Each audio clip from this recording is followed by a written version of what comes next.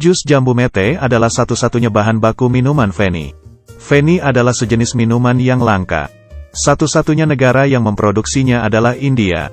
Keluarga ini menggunakan cara tradisional untuk membuat minuman Feni, tapi jus yang dihasilkan dari injakan.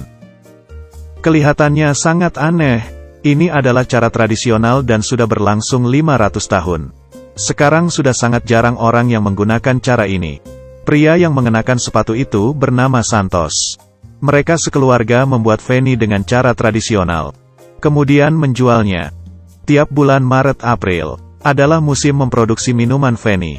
Tiap subuh, Santos sekeluarga akan pergi ke tanah mereka dan mencari jambu mete yang sudah matang. Menggunakan tangkai yang ujungnya memiliki jarum untuk mengumpulkannya. Nenek tua ini adalah orang yang paling tua di keluarga. Dia sudah membuat Feni selama 60 tahun. Setelah suaminya meninggal, dia yang melanjutkan bisnis minuman Feni keluarganya. Pohon jambu mete sangat unik. Ia bisa menghasilkan dua jenis buah.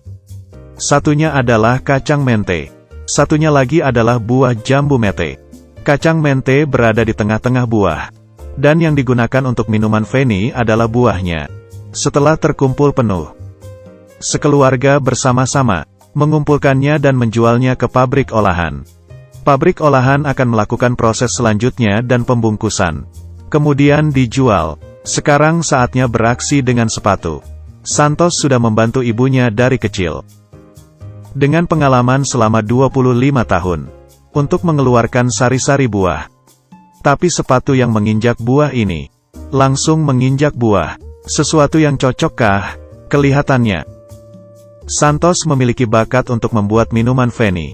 Dulu mereka menggunakan sebuah tongkat kayu untuk memukul buah. Tapi kemudian mereka menemukan cara lain, yaitu dengan menginjak lebih efektif. Kemudian sari-sari buah keluar. Santos perlahan-lahan mengambilnya untuk menghindari tidak tergelincir. Ia kira-kira memerlukan waktu selama 1 jam. Kemudian di dasarnya semua dipanaskan. Jadi, suhu panas yang hampir 100 derajat akan membuat orang kepanasan. Setelah selesai, hadiah yang paling berarti adalah segelas jus jambu mete. Ini mungkin tidak akan bisa terbeli di toko. Santos mengumpulkan hasil injakannya menjadi satu. Kemudian mengikatnya dengan tali. Ini mau ngapain ya?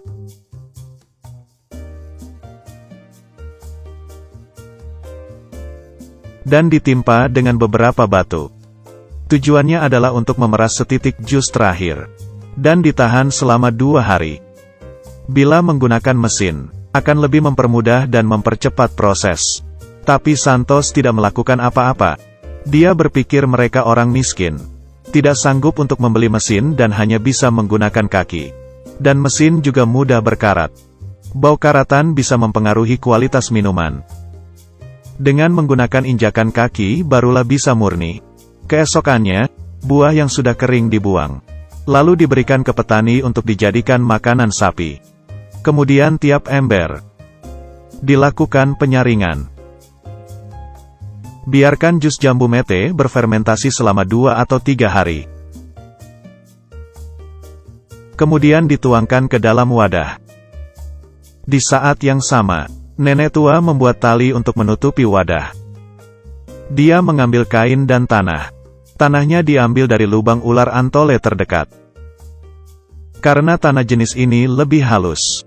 Dengan begitu bisa menutup wadah dengan lebih baik. Nenek tua meletakkan tanah di sekeliling. Untuk menutupi tidak ada udara yang keluar.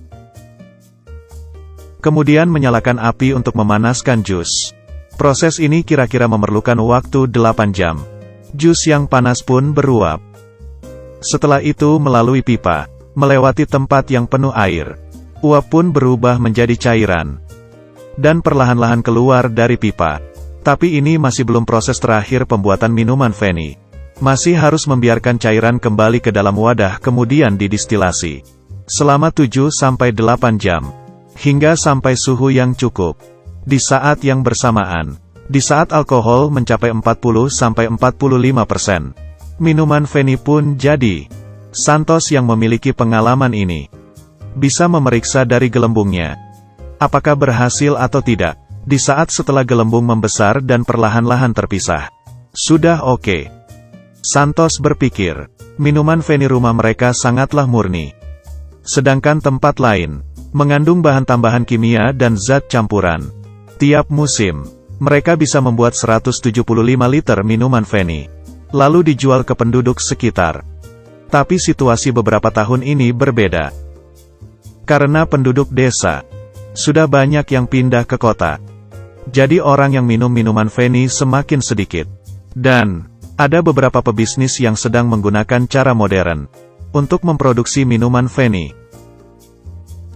Sedangkan Santos masih menggunakan cara tradisional, sehingga hanya bisa menghasilkan jumlah yang sedikit. Di saat yang sama, mereka juga tidak memiliki modal untuk mengembangkan bisnis. Tahun-tahun lalu, mereka sekeluarga tiap hari bisa menghasilkan 250-300 rupiah. Kira-kira 50-60 ribu rupiah. Dan tahun ini semakin berkurang. Bagi keluarga Santos, mereka tidak bisa memastikan mereka bisa bertahan berapa lama. Tapi ini adalah satu-satunya usaha mereka selama belasan tahun. Mereka sangat kebingungan, bagaimana dengan masa depan mereka.